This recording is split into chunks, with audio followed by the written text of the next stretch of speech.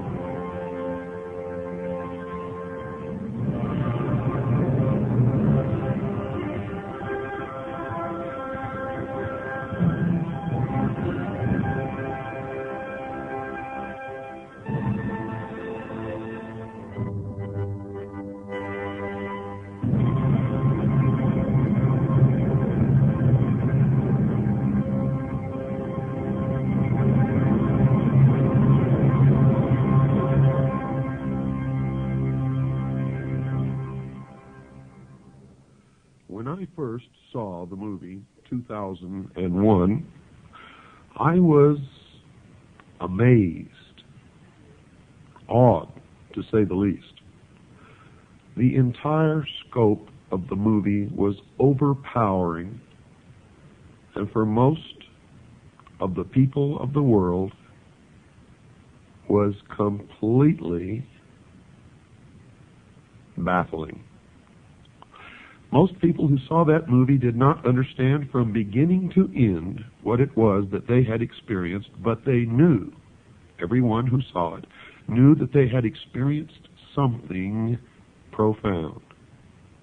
That something had been communicated to the dark, deep recesses of their mind, which they did not understand. And indeed, which they were incapable of understanding. For you see, the movie was not meant for the profane, as most of us are called, by the adepts or the initiates or the priests of the mystery schools. For that movie was a message to those initiates who were well versed in the symbology and the mystery religion of an ancient religion that is practiced to this day in secret. Now I'm going to tell you the meaning of the symbology that you saw in the movie 2001, and then each and every listener should go to their local video rental store and watch the movie again from beginning to end. For it is the story of the entire human race according to the history of the mystery religion of ancient Babylon. Now I can assure you that you will not understand any of what you are going to hear without ample preparation and without a basic understanding in the symbology of the ancient religion. And you're going to get that, and this is going to be a series of programs that will in fact take probably many hours to complete. But let me just go over the symbology of the movie 2001 quickly with you, and then we will go back to the very beginning, to the first primitive human, probably sitting on his haunches, munching upon some vegetable, watching the sunrise in the east. In the beginning of the movie 2001, most people who sat in the theater were struck by the imagery which was presented to them, as they saw first a dark and gray and ugly world. And as that world began to move down from the center of the screen, they saw behind it a moon. And as the moon began to come down with the world that was sinking to the lower part of the screen, behind it you saw the emergence of the sun.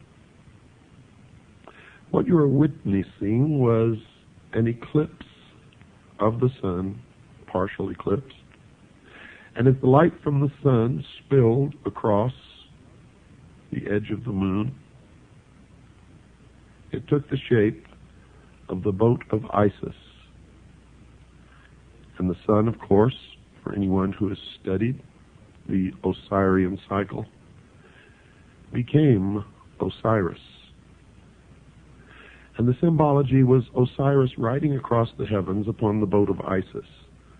Now this will all have much deeper meaning to you as we progress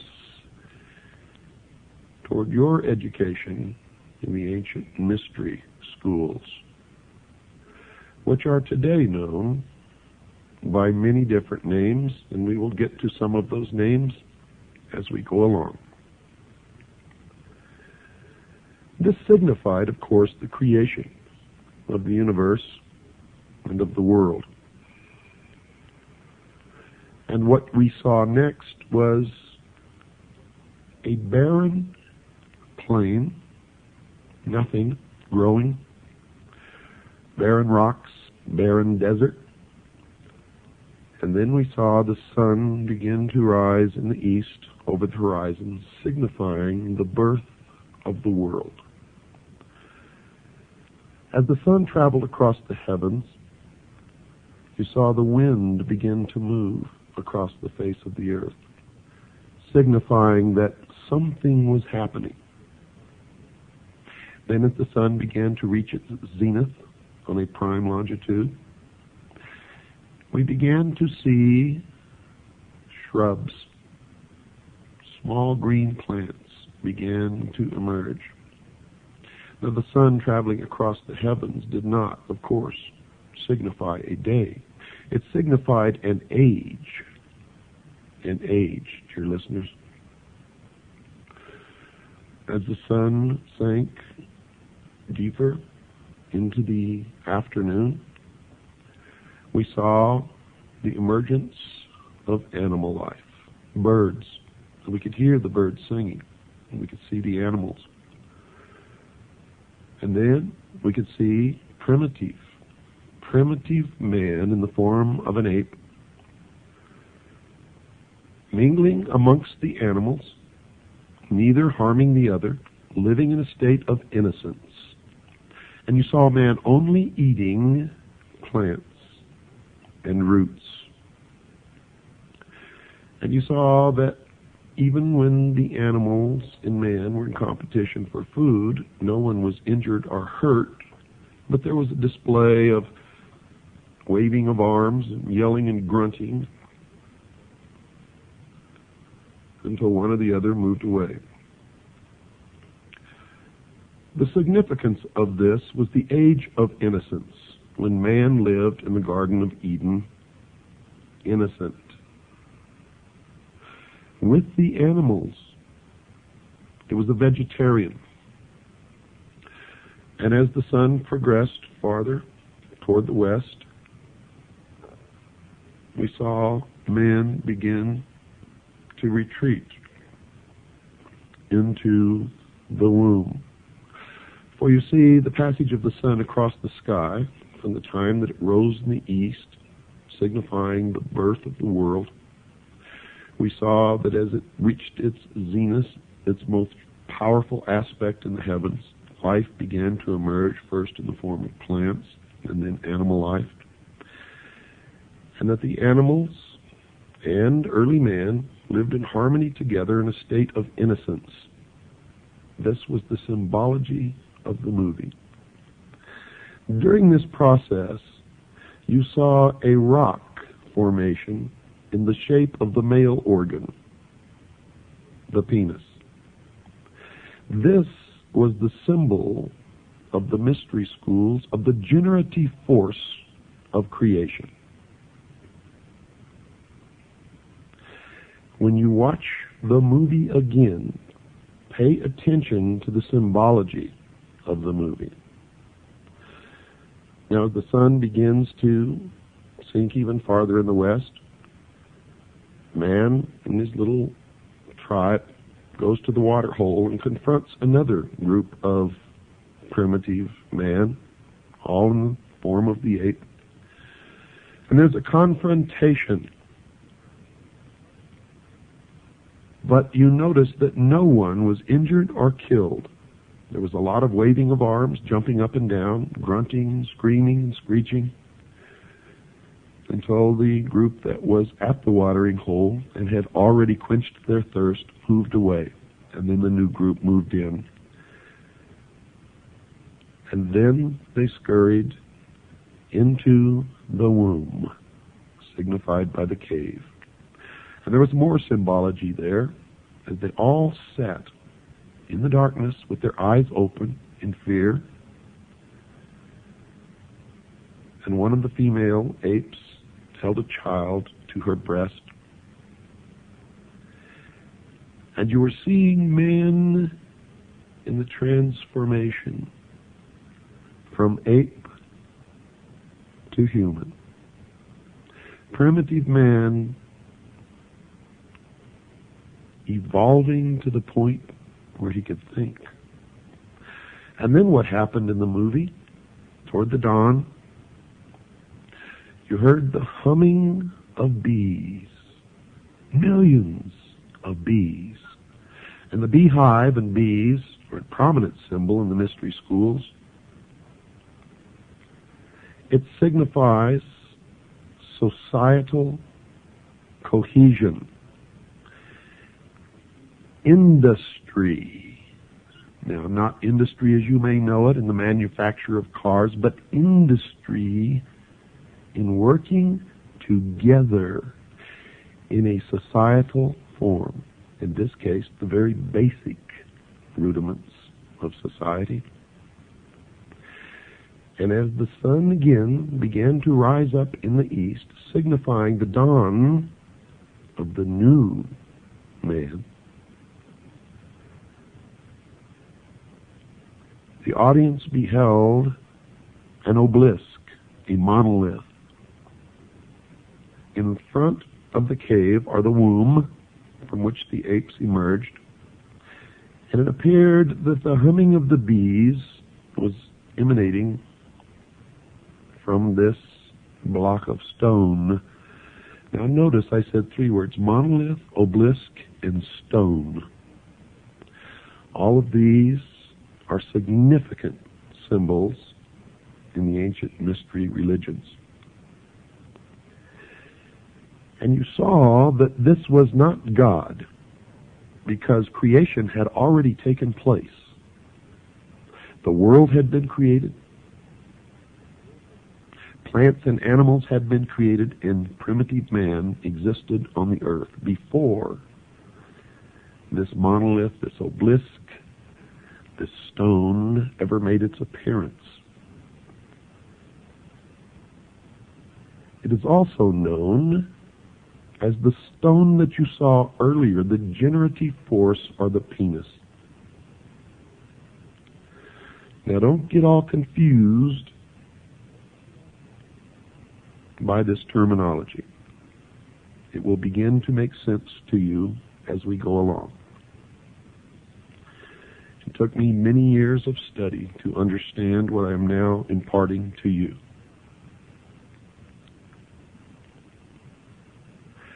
You watched as the apes milled about in great excitement. and one encouraged by another, signifying Adam and Eve. The one encouraging was the symbol of Eve. The one being encouraged was Adam. Until he actually reached out and touched the face of the stone, and he was imparted intellect. You could tell that something significant had happened because the tone and the general volume of the music changed at that point. And then the other apes began to touch and rub the statue. Now, most people that I knew attributed what happened to some extraterrestrial force. And they were receiving the exoteric interpretation, or that which is meant for the profane, those who are not illumined and cannot understand what it is they are seeing. But for the initiated, what they witnessed was the creation of the world by God and the impartation of knowledge to man, the forbidden knowledge, by Lucifer through his agent Satan. For in the religion of the mystery schools, they believed that man was held prisoner in the Garden of Eden by an unjust and vindictive God, and that man was not told by this unjust and vindictive God that he could have the same powers. And man was set free from the bonds of ignorance by Lucifer through his agent Satan, and many believe that the two are the same, and that's okay because maybe they are.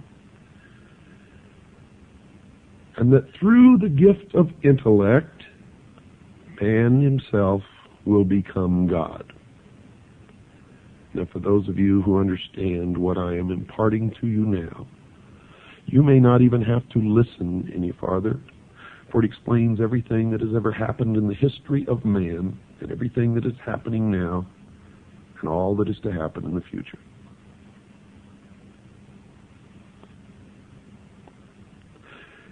As it progressed, you saw the first primitive man form the first original thought with the use of the gift of intellect when he squatted in the dust and picked up a bone and flopped the bone over and saw it hit a rib, and the rib flew up into the air, and he looked at it, and he flopped it over to the other side and hit another piece of rib bone, and it flew up into the air. And you could see the wheels turning in the mind of this primitive individual as he lifted the thigh bone and then struck down in front of him and watched bones fly. And then he struck again and again, and then he crushed the skull of the dead animal that was lying in front of him. And you notice that the portrayal of this was absolutely accurate, because the next thing that happened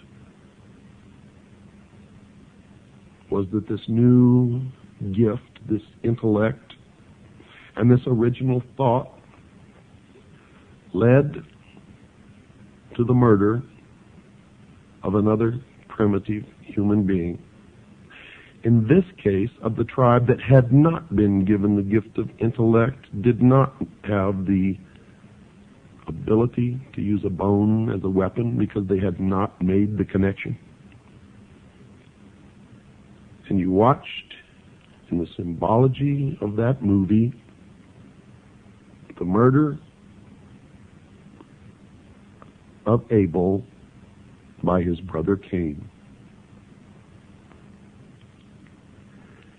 And you watched as he threw the bone up into the air and the progression of the use of the gift of intellect led you to a space station spinning around the Earth. And then the story began of man's journey toward illumination. And everything in that movie was a symbol for something else. Now, the audience sitting, who are what the adepts or the initiates call profane, did not understand what they saw. They thought that it was really about a journey into space by an astronaut or a group of astronauts, and the bad things that happened to some of them, and one survived.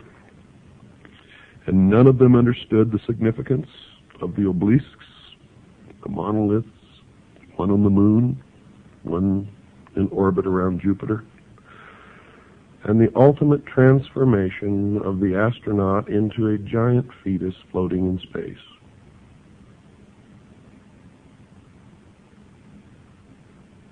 And to tell you the truth, when I first saw the movie, I didn't really understand it either, but I knew that there was something of such import there that I needed to know, that I never stopped studying until I found out. And of course, one discovery leads to another. And every time I answered a question, 100 more popped up, until I reached a point, dear listeners, where I realized that if I studied for the entire rest of my life, there is not enough time in my life to learn what it is that I need to know. But I have learned enough along the way to impart some of my knowledge to you, and maybe you can help me find the ultimate truth that all of us ultimately learn to look for. Although not all of us ever realize that we are looking, and most of us never even understand what it is that we are looking for, but some of us do understand that we are looking. The adepts or the initiates, the priesthood of the mystery school, believe that they have found it and that they know all of these things. And I'm not really sure that they do. Because in my search and my ultimate illumination, and yes, I have become, to a degree, illuminated. I have discovered that I am more illuminated than most of those who have gone through the process of initiation in the mystery schools and believe that they know more than I do. And it's not true. I have surpassed them by so far, and they believe that they are so far ahead that it has become difficult for me to place myself in any kind of logical progression along a path that I am following, and I know not where it will ultimately lead. But I know that many have been misled along this path and are worshiping the fallen angel that we know as Lucifer. Many believe that Lucifer and Satan are the same. Many people believe that they are totally different entities and that Satan is evil and Lucifer is not. But Lucifer rebelled against God, according to the Bible, and was expelled from heaven and flung to the earth to be the master of the material world, the master of the earth. Now, if Lucifer is indeed Satan, how this transformation took place, I am not wise enough to know. If they are different, then I have not yet discovered where Satan came from if Lucifer is not Satan. Now, there are people who have professed to know the answers to these questions and have sat down and we've talked for hours.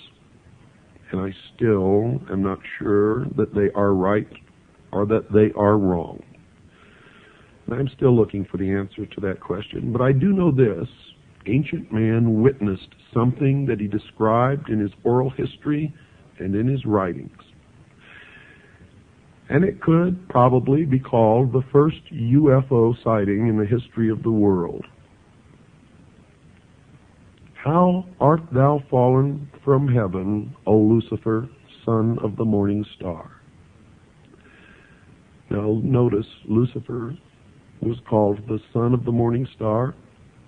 He was also called the morning star, and there is a great mystery here, because Christ also called himself the morning star. Now, how all that fits together, I do not know, but I have been told by those who have been initiated in the mystery schools that Christ and Lucifer are one and the same being. However, I cannot bring myself to believe that. What you believe, of course, is your own business and is not my intention to make you believe anything, but rather to impart to you what I have learned over many, many years of study into the secrets of those who worship the ancient mystery religions in secret for thousands of years. For you see, that monkey who sat there squatting on his haunches in the desert, striking the earth and the pile of bones with this great thigh bone, was the first priest of the mystery schools. And it was this first priest who then began to initiate others into the secrets. And they are the ones who have been responsible, according to my research, for most of the scientific developments and the forward movement as far as material progress goes of the human race. For they were the learners. They were the ones who developed science. They were the ones who hid their developments and used their science and their knowledge and their secrets to govern others. Usually not as kings, but as advisors and as priests, and in all actuality, the powers behind the thrones in ancient times and even today. They have ruled from the shadows, you see,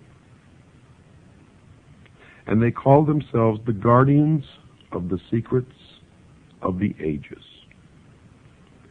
And their first religion was called astrotheology, or the worship of the heavens. And their first object of worship was the sun. The second object of worship was the moon. And everywhere you see the mystery schools or the mystery religion, you will see the symbols of the sun and the moon, also known as Osiris and Isis,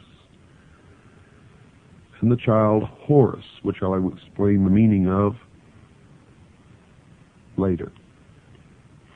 Right now, folks, we must take a break. Don't go away.